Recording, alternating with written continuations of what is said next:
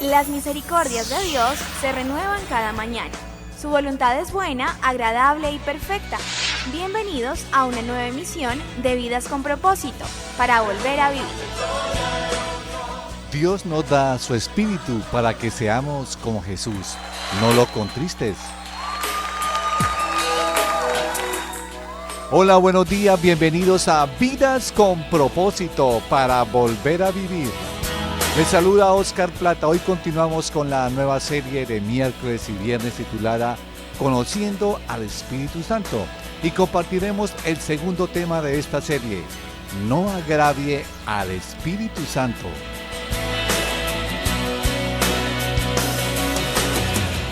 Tú nos creaste con un propósito. Está con nosotros, como de costumbre, Ángelo Becerra, pastor de la comunidad Vida con Propósito, Iglesia de las Asambleas de Dios de Colombia, quien responderá al tema, y también nos acompaña también usted, amable oyente, que nos escucha cada miércoles, cada semana, aquí en Vidas con Propósito. Para alabarte.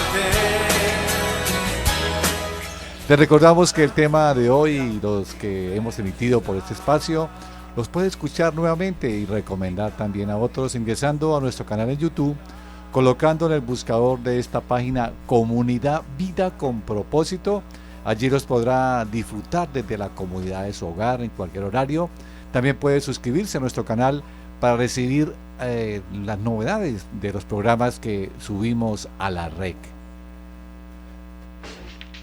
Estás escuchando Vidas con Propósito, para volver a vivir.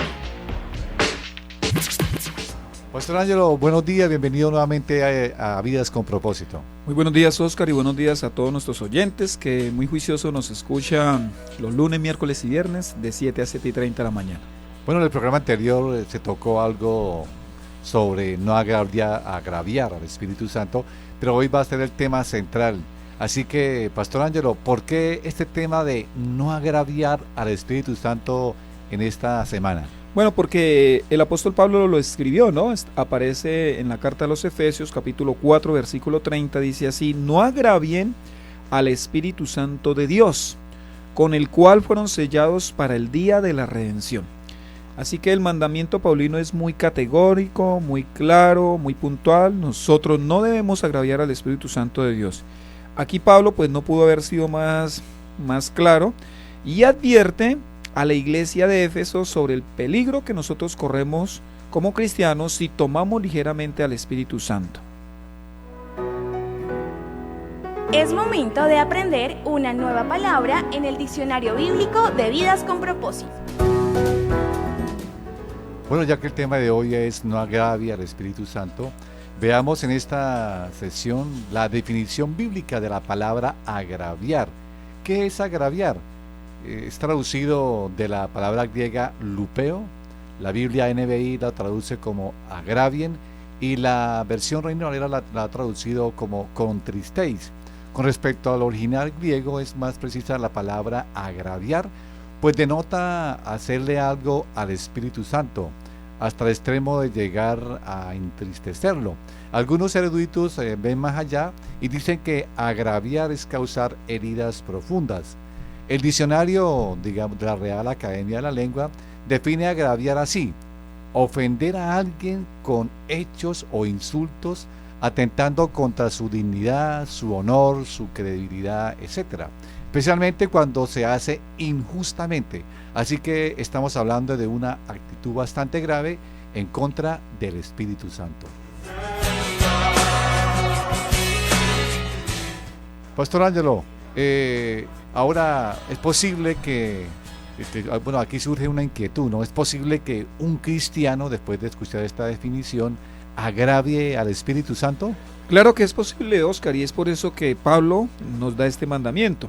Sin embargo, a mi parecer, creo que es muy difícil que un cristiano agravie al Espíritu Santo con palabras o con insultos. O sea, yo no creo que un cristiano empiece a insultar al Espíritu Santo. No, eso no lo hará un cristiano.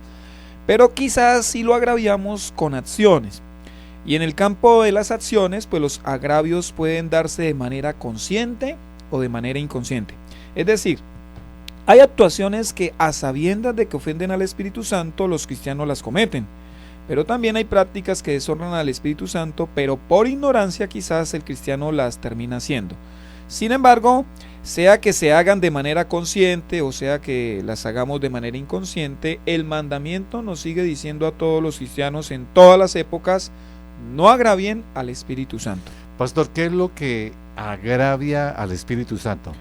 Según lo que nos dice el contexto del versículo que acabamos de leer de Efesios 4:30, es el pecado.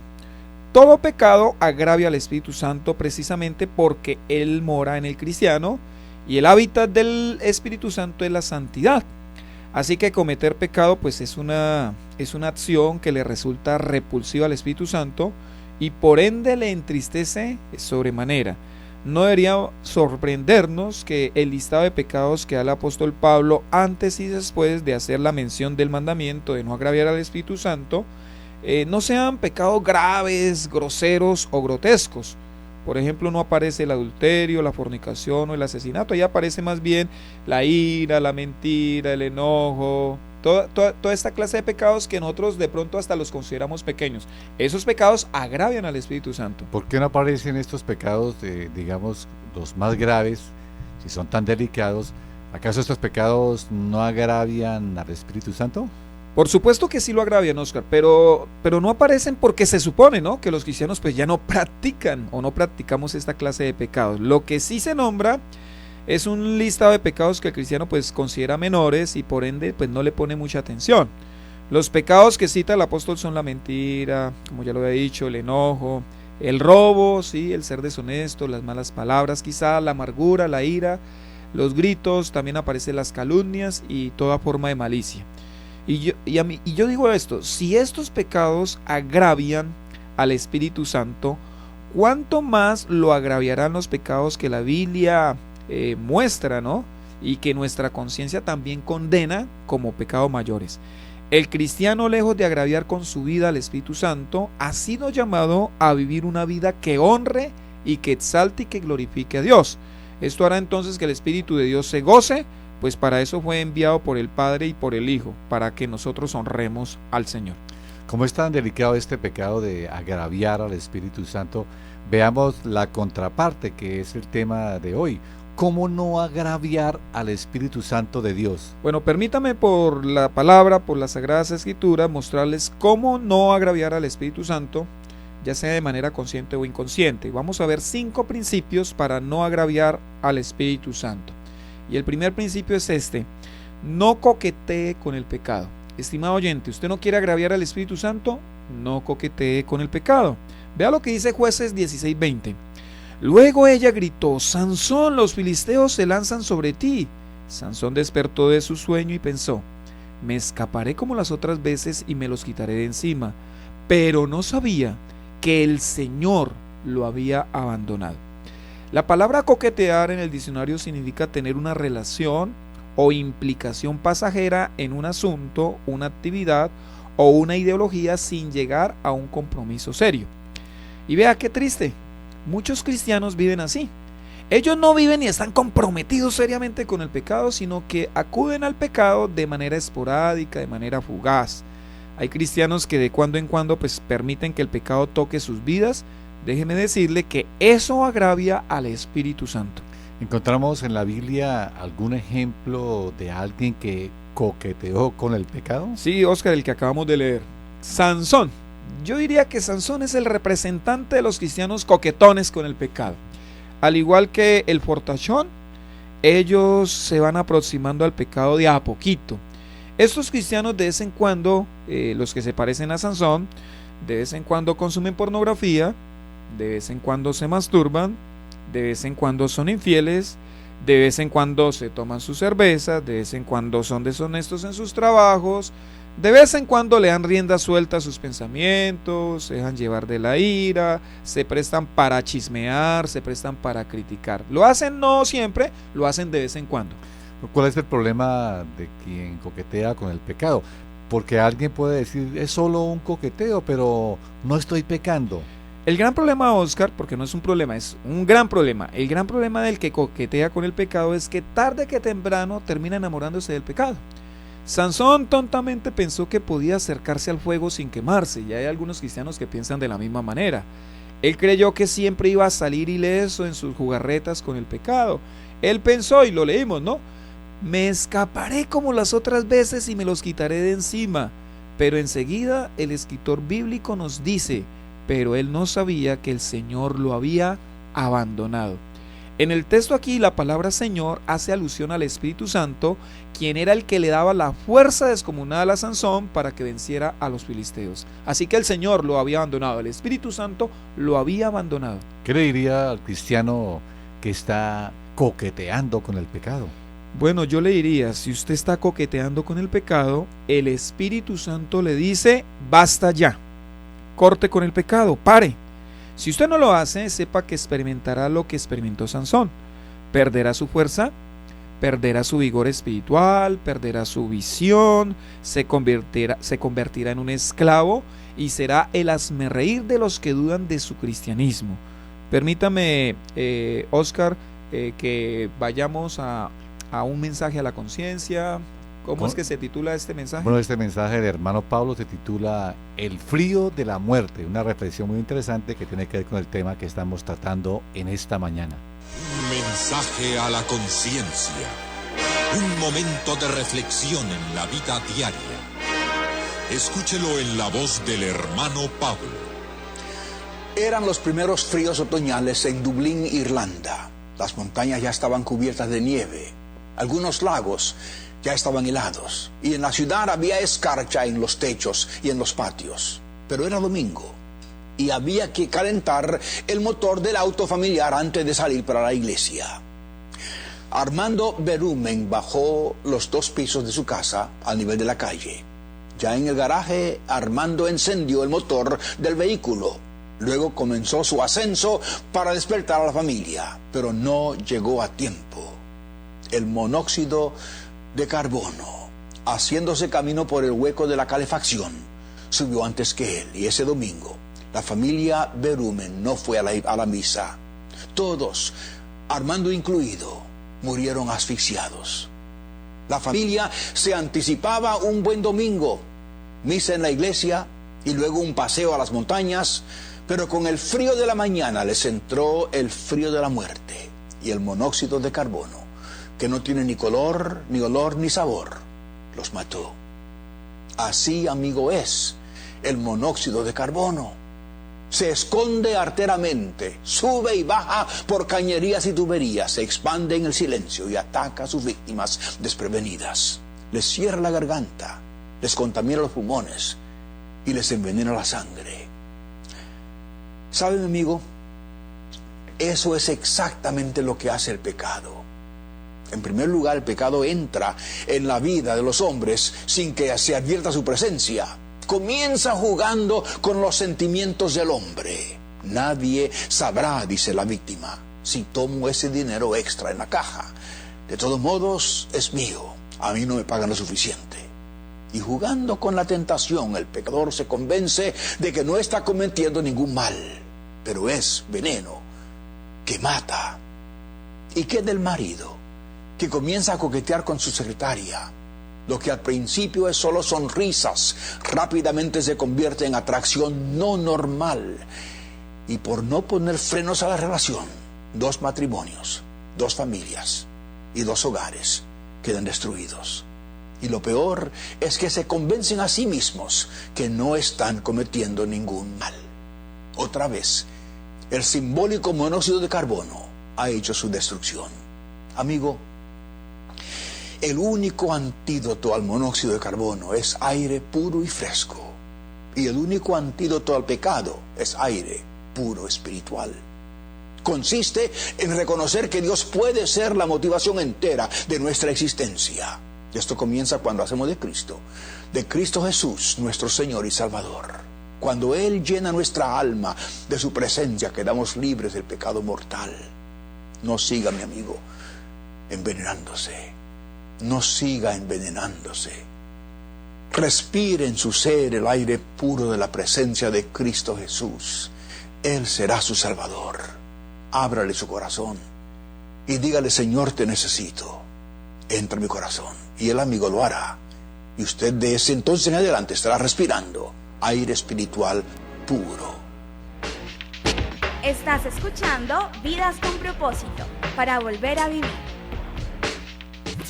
¿Cómo no agraviar al Espíritu Santo de Dios? No coquetee con el pecado, ese es el primer principio, como hemos visto en esta mañana. Pastor Ángelo, ¿cuál es el segundo principio para no agraviar al Espíritu Santo? No caiga en desamor. Lo repito, no caiga en desamor. Primera Tesalonicenses 5:19 dice, no apaguen al Espíritu. Así nomás, no apaguen al Espíritu. ¿Qué es el desamor? El diccionario define esta palabra así: falta de amor, afecto o cariño a una persona o una cosa. Vea, no solo la coquetería con el pecado agravia al Espíritu Santo, también lo agravia el desamor. El Espíritu Santo nos ama profundamente. Es Él quien nos impulsa también a amar y a obedecer a Dios. Nos impulsa a buscarle, a hacer su voluntad. Es Él quien nos motiva a la oración, a congregarnos. Pero ¿qué pasa cuando continuamente encuentra negativas por parte de nosotros? Pues le lastimamos, le apagamos, le hacemos doler profundamente su ser, su corazón. En este versículo el apóstol Pablo está dando una serie de mandamientos a la iglesia de Tesalónica. Dentro de ellos pues hace mención a no apagar al Espíritu. Y es de notar que el Espíritu Santo es simbolizado como fuego y que no acatarlo, no amarlo, no escucharlo, no obedecerlo, equivale a apagarlo. ¿En qué situaciones concretas un cristiano podría demostrar su desamor para con el Espíritu Santo y de esta manera apagarlo en su vida? Bueno, aquí, estimados oyentes, quisiera decir que el Espíritu Santo pues siente nuestro desamor.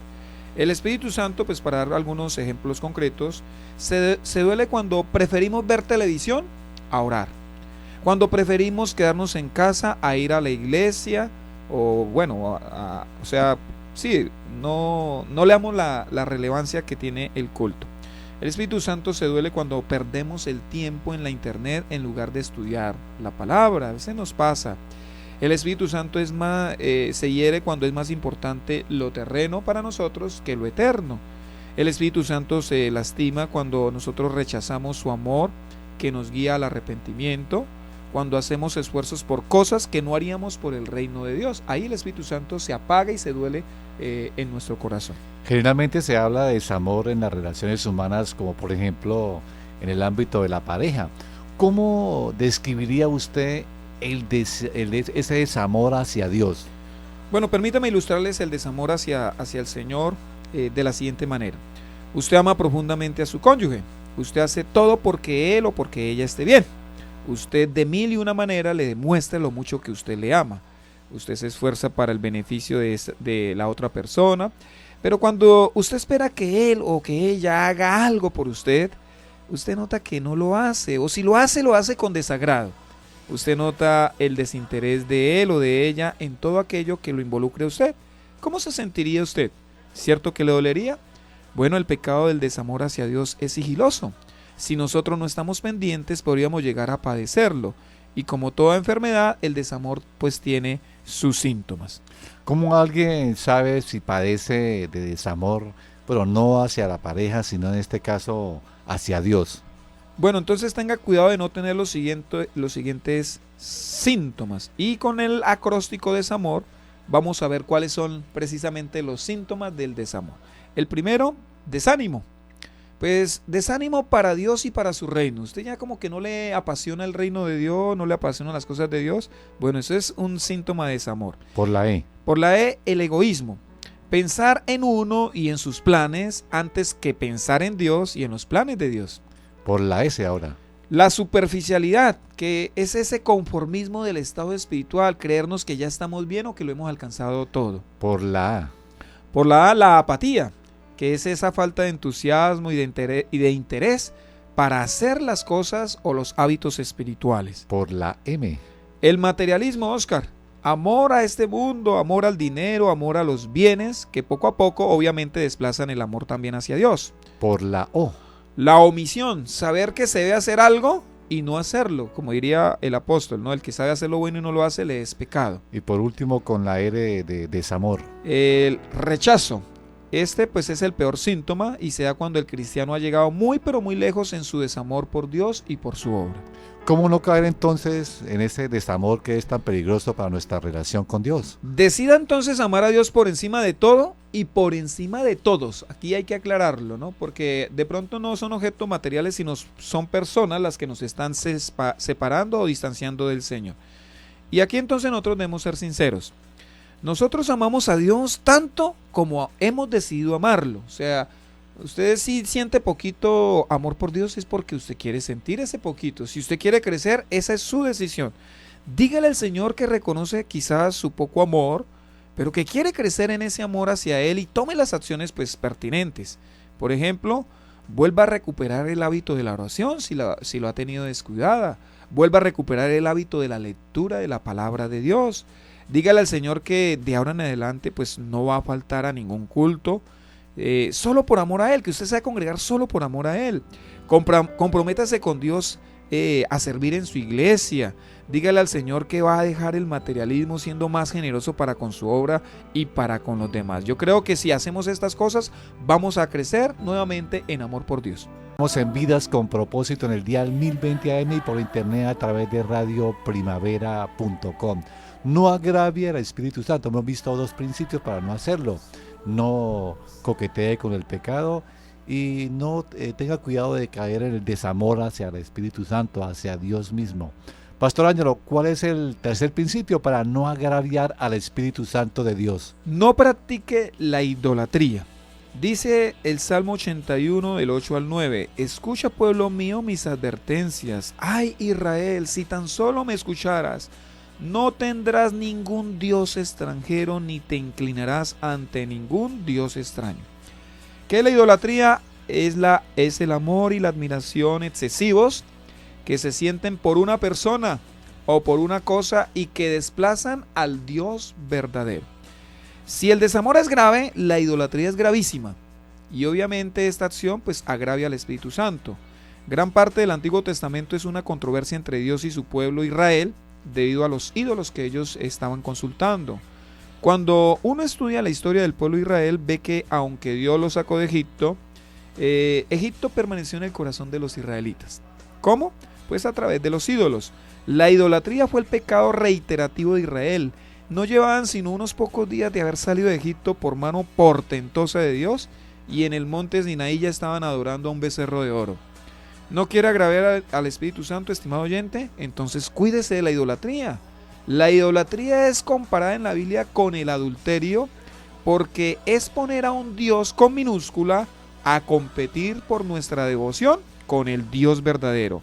Esto pues ofende terriblemente al Señor, esto agravia al Espíritu Santo de Dios. Bueno, según esta explicación que usted nos hace, entonces, ¿cómo ve Dios la idolatría? Vea, tan gravísima es la idolatría que los primeros 4 mandamientos del Decálogo tienen que ver con cuidarnos de este pecado. Éxodo 23 dice, no tengas otros dioses además de mí. Pues este mandamiento es expreso en no permitir que haya un Dios en nuestra vida aparte del Dios verdadero.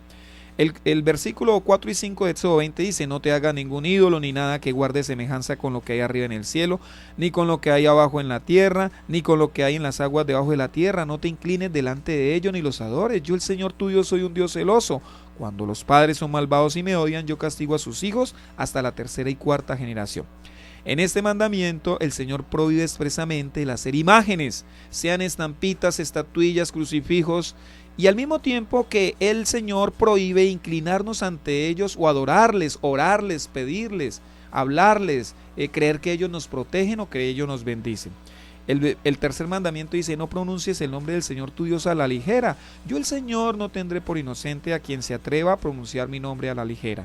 Este mandamiento ordena el cuidado y respeto que nosotros debemos tener frente al nombre del Señor. Él no es como los ídolos, que no se dan cuenta si los denigramos o no. Y aquí quisiera recordar que es pecado decir en juego o en burla la expresión por obra y gracia del Espíritu Santo. Eso es tomar el nombre del Señor a la ligera. Y el 4º mandamiento dice, acuérdate del sábado para consagrarlo. Y en este mandamiento el Señor entonces ordenó expresamente separar un día para adorarlo. Obviamente en el Nuevo Testamento no se enseña que el cristiano tenga que guardar ritualmente un día para adorar a Dios, sino más bien el cristiano guarda todos los días para adorar a Dios y lo adora 24 horas, 7 días a la semana. El día sábado o de reposo era para adorar a Dios, no para que adoraran a otros dioses o para que se adoraran a ellos mismos.